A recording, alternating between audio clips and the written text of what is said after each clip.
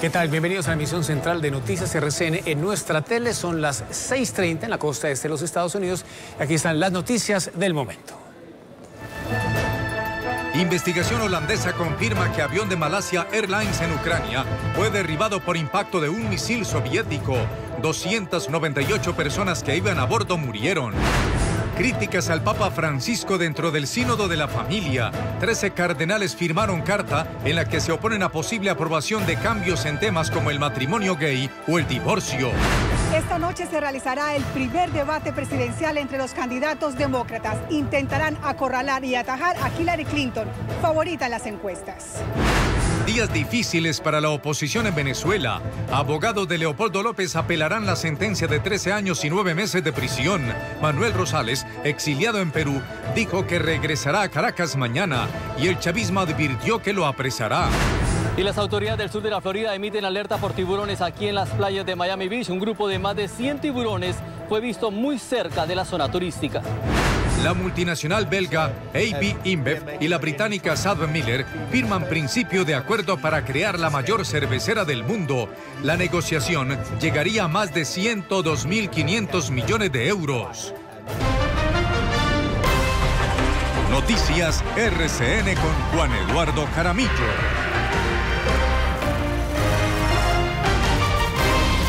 Una impresionante reconstrucción permitió a investigadores holandeses entregar el reporte final del derribo del avión de Malaysia Airlines en Ucrania. Se comprobó que fue impactado por un misil soviético. Murieron 298 personas que iban a bordo, la mayoría holandeses. Rusia está acusada de armar a los separatistas prorrusos en la región. El informe del Consejo de Seguridad de Holanda se logró tras la reconstrucción de la parte delantera del Boeing 777-300 de Malaysian Airlines, que el 17 de julio de 2014 partió de Ámsterdam con destino a Kuala Lumpur. A bordo 298 personas. Los expertos concluyeron que cuando sobrevolaba el oriente de Ucrania fue disparado un misil ruso tipo Buk, que viajó 3 veces la velocidad del sonido y afectó letalmente la parte izquierda de la cabina de mando, lo que hizo que ésta se separara de la clase ejecutiva. La aeronave fragmentada en el aire se precipitó a tierra. El misil fue lanzado desde la zona en la que el gobierno ucraniano y rebeldes prorrusos protagonizaron violentos enfrentamientos. El resultado pone en punto rojo a Moscú, que siempre sostuvo que el Boeing pudo caer por un misil disparado por tropas de Ucrania o derribado por un caza. Un avión de carga que llevaba alimentos para las tropas africanas tuvo que aterrizar de emergencia en las afueras de Mogadiscio, la capital de Somalia. El Airbus hizo varios intentos infructuosos para aterrizar en la pista y al final terminó en un potrero. Los 6 miembros de la tripulación sobrevivieron con leves heridas. Críticas al Papa Francisco dentro del Sínodo de la Familia. 13 cardenales firmaron una carta en la que se oponen a posible aprobación de cambios en temas como el matrimonio gay o el divorcio. Informa desde Roma nuestra corresponsal permanente, Mari Villalobos. Una minoría quiere cambiar la doctrina católica sobre la familia. Esta es una de las críticas que algunos cardenales, calificados como conservadores, escriben en la carta de protesta enviada a Francisco. Se preocupan porque el Papa defiende la persona, defiende el trabajo, critica a la especulación financiera. El padre Lombardi asegura que 4 cardenales han desmentido haber firmado la carta, pero admitió la existencia de la misma. Los cardenales Scola, Vin, Troyes, Piacenza, Erdo, padres sinodales, desmintieron haber sido firmatarios. Por su parte, el cardenal Pell aceptó haber enviado una carta al Papa, pero de forma privada. El Santo Padre ha invitado a que se hable con parresía, como él mismo lo ha dicho, ¿no? Ya depende de los cardenales la forma en que ellos quieran hacerlo, también de los padres sinodales. Los opositores a los vientos renovadores de Francisco expresan también su desacuerdo frente a la comisión de 10 miembros nombrada por el Papa para redactar el documento final del sínodo. Primer debate entre precandidatos demócratas a la presidencia de Estados Unidos será en Las Vegas y aunque su popularidad ha descendido, la ex primera dama y exsecretaria de Estado Hillary Clinton continúa como favorita para ser la nominada del partido. RCN en el lugar de la noticia con Marta Lucía Ávila. Marta.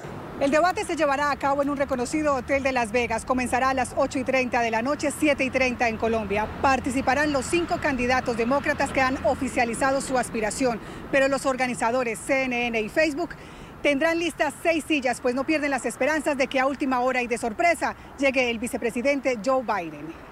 Hillary Clinton estará ubicada en el centro, lidera las encuestas de preferencia electoral con un 40%. A su lado, su más inmediato rival, el senador por el estado de Vermont, Bernie Sanders, el candidato revelación entre los demócratas, ya obtiene un 23% de la intención de voto. Los demás contendores serán Martin O'Malley, Jim Webb y Lincoln Chafee. Este será el primero de 6 debates que tienen programados los demócratas. Los analistas prevén que no será tan divertido como los debates republicanos, pues no tendrá tanto show, pero sí mucho contenido. Será una oportunidad para que Hillary Clinton explique el escándalo de sus correos electrónicos y termine de convencer al electorado de que sí está interesada por la clase media estadounidense. Estoy de Washington, regreso con ustedes. Marta, gracias, buenas tardes. Días difíciles para la oposición en Venezuela. Los abogados de Leopoldo López anunciaron que apelarán la sentencia de 13 años y 9 meses de prisión. Otro opositor, Manuel Rosales, exiliado en Perú, dijo que regresará a Caracas mañana y el chavismo advirtió que lo apresará. RCN en el lugar de la noticia con Daniela Zambrano. Daniela. Hola, ¿qué tal? Muy buenas tardes. La defensa del dirigente opositor Leopoldo López y de los estudiantes procesados junto a él acudirán el viernes al Palacio de Justicia para apelar la sentencia de la juez Susana Barreiros que los condenó a prisión. Aseguran que es una sentencia plagada de incongruencias e irregularidades que simplemente ratifica que López fue condenado por su discurso crítico a la administración de Nicolás Maduro y que es un preso de conciencia. Hoy también la defensa del alcalde metropolitano Antonio Ledesma, quien recordemos permanece bajo arresto domiciliario tras ser acusado de conspiración, acudió al Tribunal Supremo de Justicia para exigir que se acate la resolución del Grupo de Trabajo de Detenciones Arbitrarias de la Organización de Naciones Unidas que pidió su libertad por considerar que fue una detención arbitraria. Para este jueves 15 de octubre se tiene previsto además que llegue al país el ex gobernador y ex candidato presidencial Manuel Rosales. Sobre él también pesa una orden de captura tras ser acusado de corrupción y ya la fiscal Luis Ortega Díaz advirtió que apenas pise territorio venezolano irá a prisión. Esto dijo Rosales al respecto. Tengo que estar allá, aunque sea detrás de unos barrotes, aunque sea preso, diciéndole a los venezolanos, diciéndole a los jóvenes, sí hay futuro. Es mi aporte desde Caracas. Retornamos a los estudios. Daniela, gracias. En Caracas quedó postergado el debate que se realizaría en el Congreso de Brasil para saber si se abre o no un juicio contra la presidenta Dilma Rousseff. Además, el Tribunal Supremo dictó una medida cautelar que impide a la oposición cualquier apelación en caso de que sea rechazado el debate. A la mandataria se le acusa de supuestas irregularidades durante la campaña electoral del año 2014. Se cumplen 13 días de violencia entre israelíes y palestinos. La mayoría de los ataques han sido lanzados en solitario. Los atacantes utilizan armas blancas y acuchillan a sus víctimas, principalmente en Jerusalén. El grupo fundamentalista Hamas llamó a una intifada hace 2 semanas. El gobierno israelí convocó a una reunión urgente de ministros y advirtió que los asesinos pagarán cada crimen que cometan.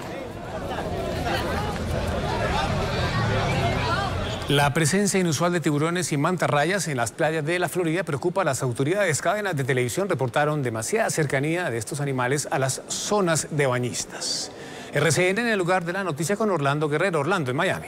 Hola, ¿qué tal? Muy buenas tardes. Las imágenes fueron captadas ayer en la tarde por estaciones locales que desde sus helicópteros divisaron lo que para los ecologistas pudiera ser un lindo espectáculo, pero para los turistas resulta algo aterrador. Básicamente, un grupo de unos 100 tiburones se acercaron de forma poco usual a las playas de Miami Beach, más exactamente al sector que está ubicado en la Collins con la 45, donde funcionan hoteles lujosos como el Fontainebleau, y permanecieron en el área durante varios minutos. Las playas fueron evacuadas de inmediato y las autoridades no reportaron incidentes que lamentar. Testigos hablaban y así se pudo ver también en algunas imágenes de esas estaciones locales que además de los tiburones también se advirtió la proliferación de mantarrayas que también son altamente peligrosas para los turistas. Orlando Guerrero, Noticias RCN, Miami. Orlando. Un nuevo tiroteo se presentó en Estados Unidos. Los hechos ocurrieron en un complejo de apartamentos. Hay 3 adultos heridos y un menor de edad que se encuentra en estado crítico. Los responsables del hecho aún no han sido ubicados por la policía. También en Estados Unidos, 2 bomberos murieron cuando acudieron a atender un incendio en un edificio. Los rescatistas se encontraban dentro de los apartamentos cuando la estructura colapsó. Aunque los bomberos dieron la orden de evacuar el lugar, otras 2 personas quedaron heridas. En Colombia crece la polémica por la millonaria sanción que impuso la Superintendencia de Industria y Comercio al sector azucarero y fue publicada en los principales diarios del país una carta abierta en la que se le pide al presidente Santos que sirva de garante frente a las irregularidades que habría cometido la Superintendencia de Industria en la investigación contra el gremio. El sector asegura además que no hubo imparcialidad en el proceso y piden evaluar la proporcionalidad de la sanción. La carta abierta que el sector azucarero envió al presidente Juan Manuel Santos fue destacada por los principales medios impresos. Así la registró El Tiempo. El duro reclamo de los azucareros por multa de SIC. El País de Cali destaca en su titular: no somos un cartel, ingenios azucareros. Semana.com resalta: azucareros insisten en su inocencia. A través de la misiva, el gremio asegura que el proceso no fue imparcial y cuestionó la actitud del investigador de la superintendencia. No se declaró impedido, siendo que él era el abogado de uno de los denunciantes, de uno de los quejosos contra el sector azucarero. Advierte que Azocaña no alcanzaría a pagar la multa impuesta ni vendiendo todos sus activos. Los ingresos del gremio son 7.000 millones de pesos al año y la multa es de 30.000 millones de pesos al año. No alcanza el gremio liquidando sus activos a pagar siquiera el 25% del total de la multa. El líder gremial insiste en que no se tuvieron en cuenta las pruebas presentadas y que el proceso tuvo varias irregularidades. Por eso pide la intervención del presidente Santos para que, según él, haya un juicio justo y transparente.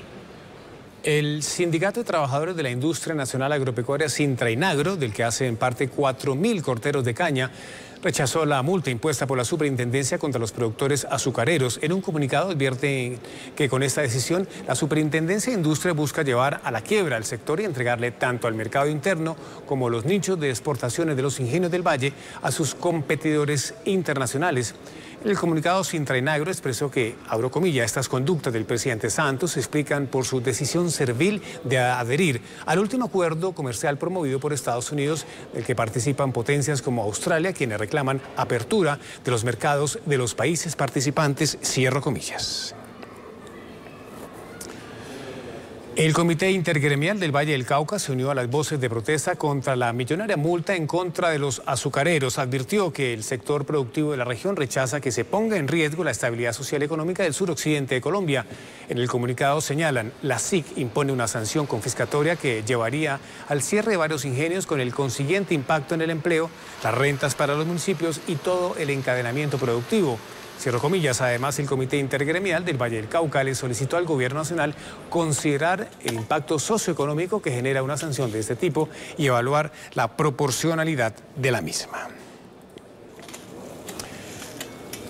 Noticias RCN informa que la organización Ardila Lule, propietaria del canal RCN, tiene intereses en la industria azucarera. Información al instante con el patrullero del aire de Noticias RCN. Esta semana será inaugurado el tranvía en Medellín. Recorrerá un amplio sector del oriente de la ciudad. Efraín, ¿qué tal? Muy buenas tardes.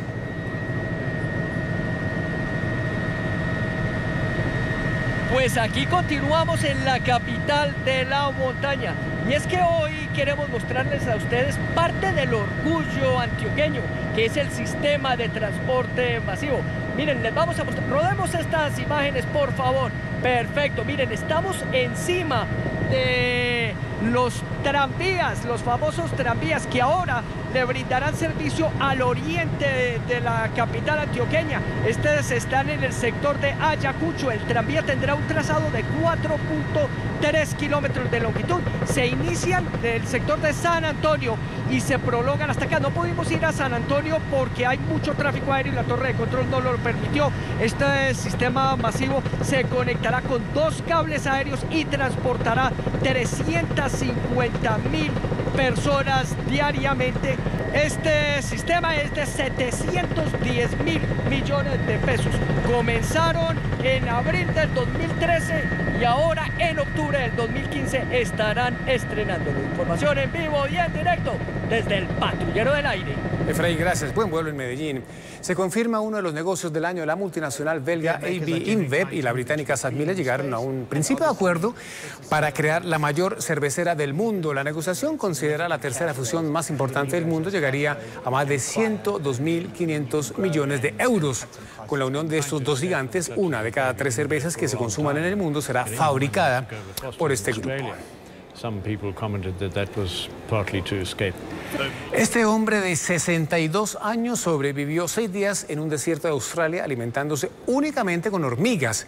Se perdió la semana pasada cuando exploraba el desierto junto a su hermano. Sin agua y desorientado, relató que no tuvo más remedio que comerse los insectos. Fue hallado a 15 kilómetros de distancia de su tienda de campaña.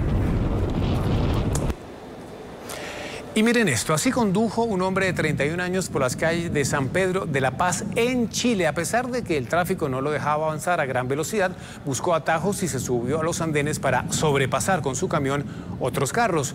Cuando fue detenido, se supo que la causa de su locura fueron más de 30 pastillas antidepresivas que ingirió antes de manejar.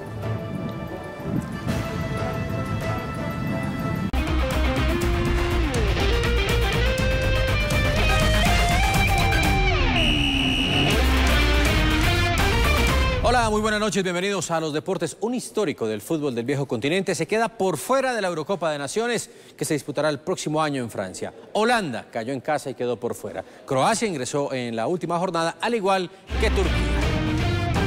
Bueno, hablábamos de Holanda y aquí está, en casa perdió 3-2 ante República Checa. Iba perdiendo 3-0. La primera anotación por intermedio de Pavele. Kaderabek para el 1-0. Después llegaría Sural para el segundo a los 35. El tercero, un autogol de Robin van Persie. Todo mal para Holanda. A los 66 minutos perdía 3-0. Llegó el descuento por intermedio de Klaas-Jan Huntelaar tras el centro de Sneijder y después Dost habilitaría a Van Persie para conseguir a los 83 el 3-2, que sería definitivo, pero quedaría eliminado Holanda.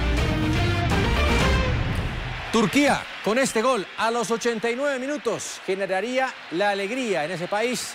1 minuto del final y llegó esta anotación por intermedio de Selçuk Inam para la clasificación como mejor tercero a la Eurocopa del próximo año en Francia.